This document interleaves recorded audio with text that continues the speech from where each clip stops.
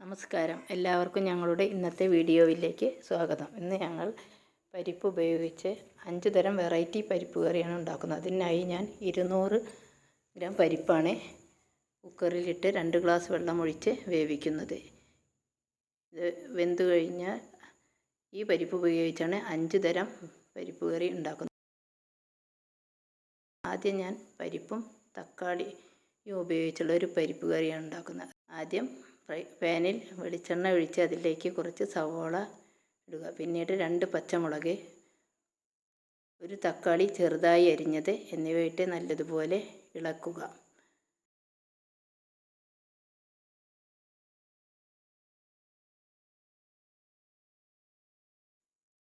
അതിനുശേഷം 2 തണ്ട് കറിവേപ്പിലയും 1/4 ടീസ്പൂൺ ഉപ്പും ഇട്ട് നല്ലതുപോലെ ഇളകുക.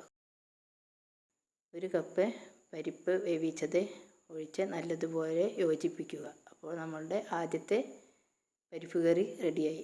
രണ്ടാമതായി പരിപ്പും ചീരയും ഉപയോഗിച്ചുള്ള കറിയാണ് ഉണ്ടാക്കുന്നത്. അതിനായി 1 ടേബിൾ സ്പൂൺ വെളിച്ചെണ്ണ ഒഴിച്ച് 1/4 ടീസ്പൂൺ കടുക്, കുറച്ച് സവോള അരിഞ്ഞത്, 2 തണ്ട് കറിവേപ്പില എന്നിവയിട്ട് ഇളക്കുക. 2 പച്ചമുളക്, ചുവന്ന ചീരയാണ് ഉപയോഗിക്കുന്നത്. ചുവന്ന ചീരയില 1 പിടി, 1/4 ടീസ്പൂൺ ഉപ്പ് എന്നിവയിട്ട് നല്ലതുപോലെ ഒന്ന് ഇളക്കി വെന്തതിന് ശേഷം അതിലേക്ക് വേവിച്ച് വെച്ച 1 കപ്പ് പരിപ്പ് കറി ഒഴിക്കുക. എന്നിട്ട് നന്നായി യോജിപ്പിക്കുക.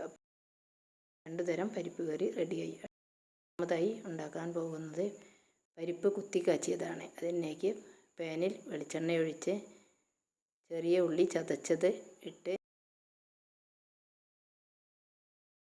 കറിവേപ്പിലയും ഇട്ട് ഇളക്കുക. പിന്നീട് 1/4 ടീസ്പൂൺ ഉപ്പിട്ട് ചതച്ച വറ്റൽമുളക് ഇട്ട് നല്ലതുപോലെ ഒന്ന് ഇളക്കുക. അതിനുശേഷം നമ്മുടെ തയ്യാറാക്കി വെച്ച 1 കപ്പ് പരിപ്പ് അതിലേക്ക് ഒഴിച്ച് യോജിപ്പിക്കുക. അപ്പോൾ നമ്മുടെ മൂന്നാമത്തെ പരിപ്പ് കറിയും റെഡിയായി. അടുത്തതായി പരിപ്പും മുരിങ്ങയിലയും ചേർന്ന ഒരു കറിയാണ് ഉണ്ടാക്കുന്നത്. അതിനായി വെളിച്ചെണ്ണ ഒഴിച്ച് അതിലേക്ക് കടുകിട്ട് സവോള അരിഞ്ഞതും കറിവേപ്പിലയും ഇട്ട് നല്ലതുപോലെ യോജിപ്പിക്കുക.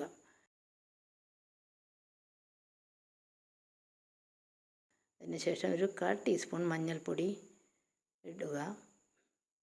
പിന്നീട് അതിലേക്ക് വറ്റൽമുളക് ചതച്ചതും കുറച്ച് ഉപ്പും ഇട്ട് നല്ലതുപോലെ ഇളക്കി നമ്മുടെ മുരിങ്ങയില നല്ലതുപോലെ യോജിപ്പിക്കുക.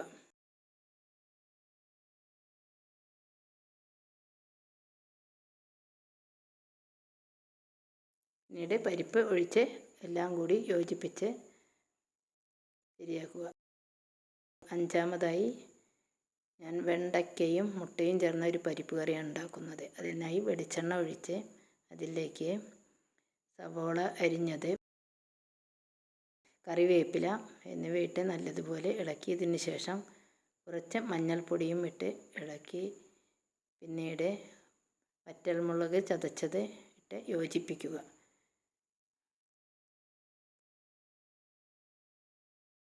പിന്നീട് അതിലേക്ക് വെണ്ടയ്ക്ക അരിഞ്ഞത് ഇടുക.